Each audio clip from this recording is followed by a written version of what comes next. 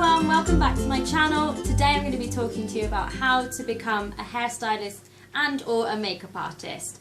I'd just like to put a disclosure, this is just my journey and everyone else's is different. I have a lot of other makeup artist friends and their journeys are completely different to mine.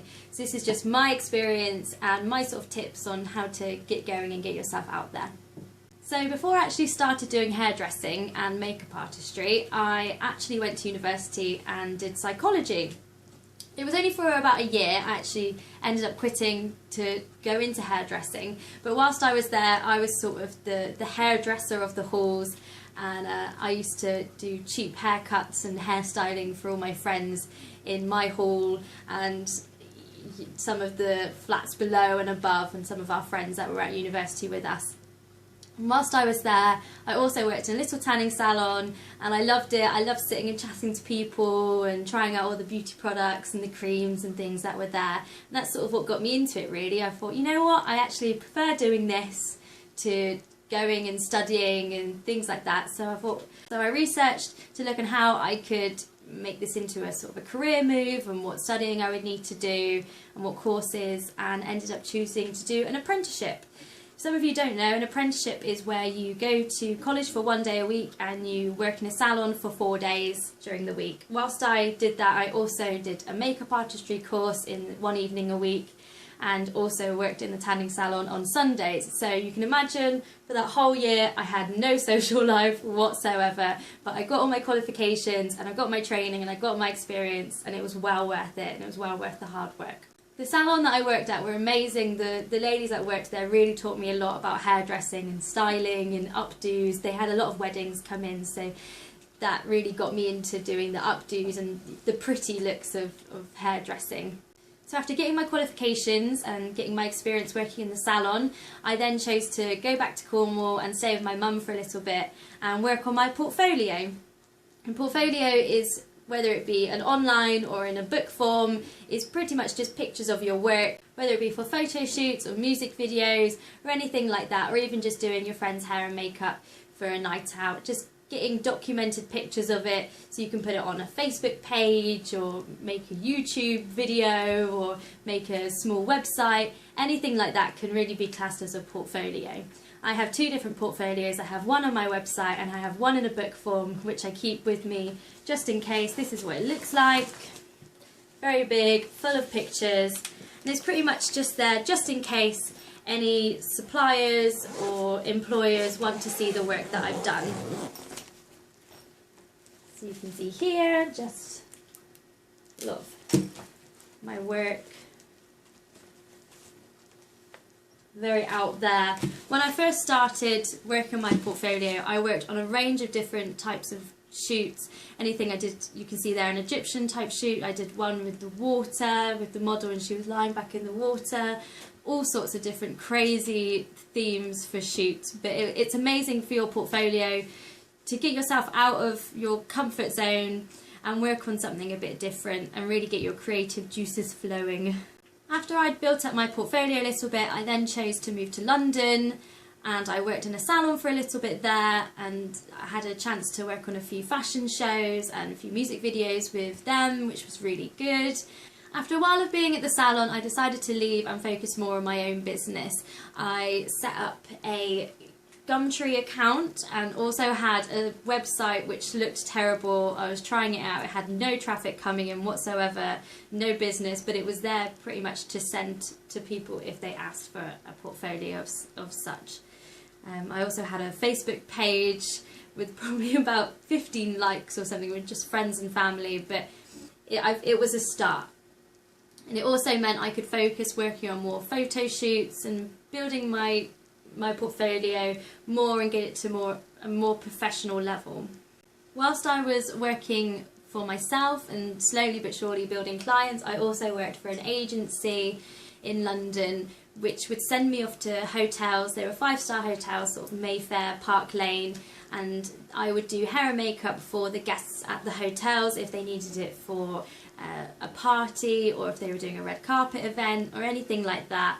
I had some amazing clients there and it was a great learning curve, and I would definitely do it again if I moved back to London. But And the money was amazing, but the hours were a bit unsociable and the appointments were very last minute, so you had to be up and ready to go, you know, as soon as possible, because they would call you up and you'd have to be there in half an hour, which when we moved out of London, even by 30 minutes on the train, it was still too long, you know, you're too late to get there really.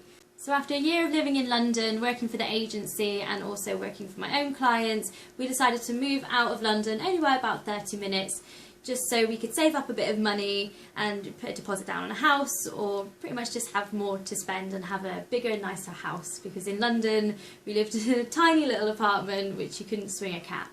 Not that we would swing a cat, but you know what I mean. So since we've been in Hertfordshire, which is just north of London, I've slowly been building my own clients and been busy doing lots of weddings, and my website's just been building and building, getting lots of traffic coming to it, and pretty much just been focusing on doing lots of weddings and proms and really pretty hair and makeup, which I definitely enjoy. And over the years, that's become my speciality or my expertise. So that's sort of my story and where I am now. I'll give you a few tips on how to get yourself started and things to look out for. When you're building a portfolio and you want to try out different looks or different styles, but you don't have any experience or you don't really have any training, the best places to look are places like Purple Port, Model Mayhem, Gumtree, even Facebook groups. You can find Facebook groups of photographers, models and hair and makeup artists who like to collaborate and do different themed photo shoots, and it's called Time for Print. So it means you all collaborate and all help out and you all do it for free, but you all get the pictures at the end for your own portfolio. So the model will get some pictures, the photographer will get the pictures, and the makeup artist will get some pictures. And you sort of help each other out. So that's a great way to get yourself started. You can just write a little message and say, hi, I'm just starting out. These are some ideas I'd have. Would anyone like to collaborate? And it's also good for networking, and you know, you're making more friends in the industry, so if any opportunities do come up, then you know, they'll know, oh, I know a makeup artist, yeah, I'll call her up or I'll give her a message and send the work her way, which is always good. Next up is find your expertise. Mine is bridal and sort of evening makeup, but I have some makeup artist friends who choose to do special effects and work on, you know, gruesome horror films, and other friends who tend to do more editorial work, and you know, they'll do the slick back hair and the photo shoots that you see in the magazines. So it's pretty much just finding your niche and what you enjoy doing. Training isn't especially important. I mean, I've got some certificates in hairdressing and makeup artistry and tanning, but I've got some friends who haven't got any written qualifications at all, but their makeup is amazing, and that's because they've honed their skills and they've really, you know, practiced. Next up is to learn about websites. When I first started out, I knew nothing about websites. I had one and it looked really pretty, but no one could find me because I ranked nowhere on Google. So if you typed in hair and makeup artist London, I was nowhere to be found. And that's because of something called search engine optimization, SEO.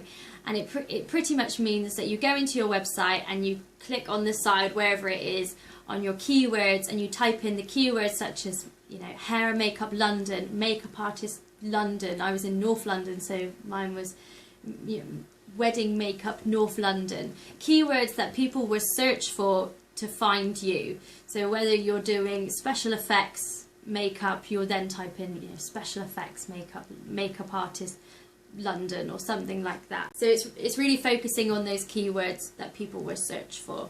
So last but not least, this isn't a very nice one, but it has to be said.